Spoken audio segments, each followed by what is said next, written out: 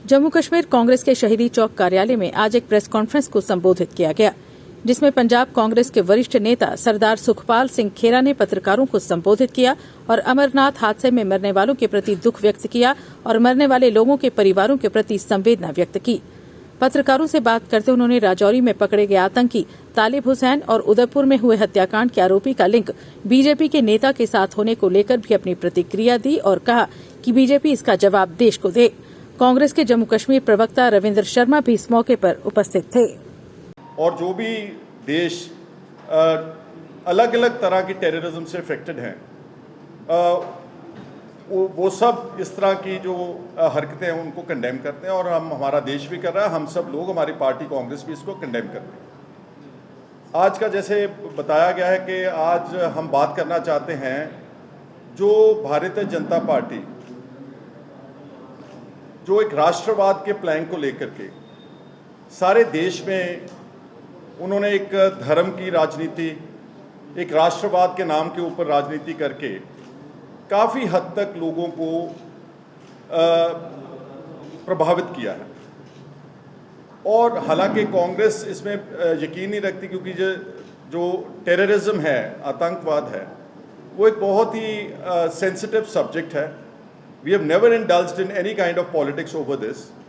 लेकिन आज कुछ उनका पर्दाफाश करने की कुछ ज़रूरत है। आपको बहुत सारा हम डाटा जो है ईमेल कर देंगे हमारी पार्टी की तरफ से, हमारे आपको फॉर्मली मिल जाएगा। लेकिन जो पिछले कुछ दिन पहले उदयपुर में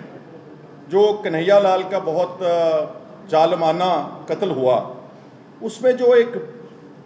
मुख्य आरोपी हैं मोहम्मद रियाज अतरी, वो गुलाब चंद कटारिया जो अपोजिशन लीडर हैं राजस्थान में, ये मुख्य आरोपी उनके सन इन लॉ का एम्प्लॉय था और उसकी बहुत सारी तस्वीरें अपोजिशन के लीडर गुलाब चंद कटारिया जो बीजेपी हैं उनके साथ हैं। इसी तरह से आपका यहाँ पर जो लश्कर तौबा का जो पकड़ा गया पिछले दिन में तालिब हुसैन शाह, जिसके बारे में हमारी पार्टी के अलग अलग लीडर साहबान ने आपको खुलासा भी किया है, उनकी तस्वीरें अमित शाह के साथ और किस तरह वो बीजेपी की आईटी सेल के साथ कनेक्टेड थे। और ऐसे ही डाउन द लाइन हम आपको कम से कम 10 इंस्टेंसेस हैं पिछले कुछ समय से कि जहां पर तो बीजेपी को सूट करता है ऐसे टेरर लिंक्स पैदा करना, उनके साथ मिलकर के काम करना।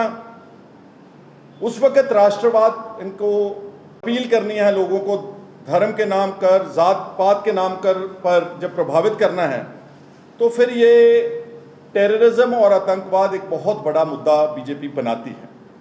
तो आज हमारा ये मानना है कि बीजेपी को एक्सप्लेन करना चाहिए कि ये जो हम 10 इंस्टेंसेस दे रहे हैं, जैसे अभी तालिब हुसैन शाह का बोला, या जो उदयपुर में कत्ल किया मोहम्मद रियाज अतरी का बोला, या इससे पहले इरफान खान जिसने अमरावती केमिस्ट को उमेश कोल्हे, और जो इंडिपेंडेंट एमपी हैं नवनीत राणा, जिसके बीजेपी के साथ क्या संबंध है आप अच्छी तरह सारी बात समझते हैं, या उससे पहले तारिक अहमद मीर जो 2020 में वेपन्स हिजबुल मुजाहिदीन कमांडर नवीद बाबू के साथ तो ताल्लुकात थे और उनके ताल्लुकात कैसे बीजेपी के साथ थे। ये सारे इंस्टेंसेस बताते हैं कि BJP at its convenience is often found hand in glove with terrorist of this country, but when it suits their polity they can very conveniently turn it around and make nationalism a very major big issue. After all सारा देश nationalist है, जो इस देश से प्यार करते हैं, देशभक्त हैं, लेकिन केवल बीजेपी उनको इस तरह का जब पाठ पढ़ाती है, लेकिन दूसरे वहीं पर उन लोगों के साथ जो ताल्लुकात है, इसका पर्दाफाश किया। और इसका बीजेपी को जो पिछले दिनों में इल्ज़ाम लगे हैं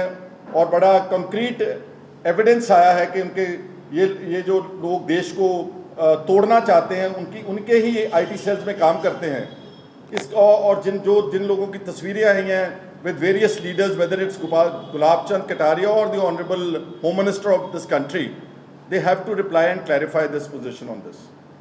इसके अलावा मैं ये कहना चाहता हूँ कि ठीक है, बीजेपी ने पिछले 2 इलेक्शंस बड़े 2014 और 19 में एक नेशनलिज्म का और एक धर्म का प्लैंक बना करके जीते ज़रूर हैं, लेकिन एक बार ध्यान से देखें कि हम किन मुद्दों से जूझ रहे हैं। आज हमारे देश में अगर हम बात करें तो सबसे ज़्यादा बेरोज़गारी का मुद्दा है। आपको अच्छी तरह याद है कि बीजेपी और प्राइम मिनिस्टर साहब ने 2 करोड़ नौकरियां देने का वायदा किया था, लेकिन 8 साल बीत जाने के बाद भी अगर आप गौर से देखेंगे तो बहुत ज़्यादा बड़े पैमाने के ऊपर बेरोज़गारी है। गवर्नमेंट सेक्टर में, जो गवर्नमेंट ऑफ इंडिया के सेक्टर हैं, लेकिन उनको भरा नहीं गया। उल्टा कॉरपोरेट घरानों को सारी चीज़ें प्राइवेट करके, starting from your airports to railway stations to railway department as such, सारा कुछ प्राइवेटाइज करके जो स्कोप था, जो एक जॉब अपॉर्चुनिटीज़ गवर्नमेंट सेक्टर में मिल सकती थी हमारे नौजवानों को, वो सारी भी बीजेपी ने पिछले दिनों में ख़त्म की हैं। और इसी तरह प्राइस राइस, आपने कल परसों देखा कि एक ही झटके में 50 रुपये गैस सिलेंडर का कीमत बढ़ी है, 1060 रुपये का एक गैस सिलेंडर है। और इसी तरह डीजल पेट्रोल वर्ल्ड वाइड सबसे, हम बोलते हैं कि भारत 3rd वर्ल्ड कंट्रीज़ में से है, गरीब देश है, यहाँ गुर्बत बहुत है, लेकिन जो डीजल और पेट्रोल है, जो पेट्रोलियम प्राइसेस हैं, वो सारी दुनिया से सबसे ज़्यादा है। और इसमें often we have been told कि 60% के करीब गवर्नमेंट का टैक्स है, चाहे वो एक्साइज ड्यूटी है, चाहे वो इनके जो वैट लगाते हैं, उसकी वजह से इतना महंगा जो पेट्रोल और डीजल मिल रहा है। और यही बीजेपी के लीडर्स स्मृति ईरानी जी, और जब ये ऑपोजिशन में थे, ये बहुत शोर मचाते थे कि इतनी महंगाई है, गैस की प्राइसेस इतनी होगी, सिलेंडर ऐसा हो गया। कितने प्रोटेस्ट इन लोगों ने लॉन्च किए पेट्रोल और डीजल को लेकर को, तो सिंबॉलिक प्रोटेस्ट, कभी उसके ऊपर चढ़ जाते थे, जो होते हैं कार्ट्स हैं, बुला कार्ट हैं, आप जैसे गांव में हम बोलते हैं, गड्ढे के ऊपर चढ़ के ऊपर प्रोटेस्ट किया कि देखिए हमारी अब नौबत आ गई कि हम देश में तेल नहीं भरवा सकते। लेकिन वही गवर्नमेंट अब almost, if I am not wrong, ठीक है, कभी स्पेकुलेट करता है कीमतें, लेकिन 100 रुपये के करीब पेट्रोल की प्राइस पहुंच चुकी है इस देश में। 90% के करीब 90 जो हैं वो 90 रुपीज़ पर लीटर के पास पेट्रोल की कीमतें हैं। सो इस तरह की प्राइस राइस, इसकी कोई बात नहीं हो रही देश के, चाहे वो जो नेशनल हमारा मीडिया है, इलेक्ट्रॉनिक है, चाहे प्रिंट है, बेरोज़गारी की बात नहीं हो रही। बातें जब भी होती हैं, जब इलेक्शन नज़दीक आता है, तो कोई ना कोई मुद्दा बना करके, नेशनलिज्म का मुद्दा बना करके, कोई टेररिज्म का मुद्दा बना करके वोटर्स को जो है वो प्रभावित किया जा रहा है। Of terrorist modules with important BJP leaders of this country, which need to be investigated, which need to be found out and appropriate action taken against them. इस विषय के ऊपर आज हमने आपसे ये सारी वार्तालाप की है। आपका मीडिया का यहाँ आने के लिए धन्यवाद। मैं अपने सारे जितने यहाँ हमारे कांग्रेस के वरिष्ठ नेता हैं उनका भी शुक्रिया अदा करता हूँ कि उन्होंने समय निकाला। और मेरी duty all India Congress committee की तरफ से आज सारे देश में 22 जगह के ऊपर इसी वक्त तकरीबन इस मुद्दे के ऊपर जो प्रेस वार्ता हो रही है, तो जम्मू में मेरी ड्यूटी लगी थी। मैं शुरू में बोलना था, I am Sukhpal Khera,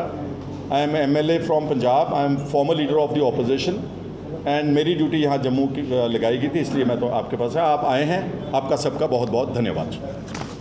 For more updates, do subscribe our YouTube channel and don't forget to hit the bell notification icon. And if you are watching this video on Facebook, do follow our Facebook page.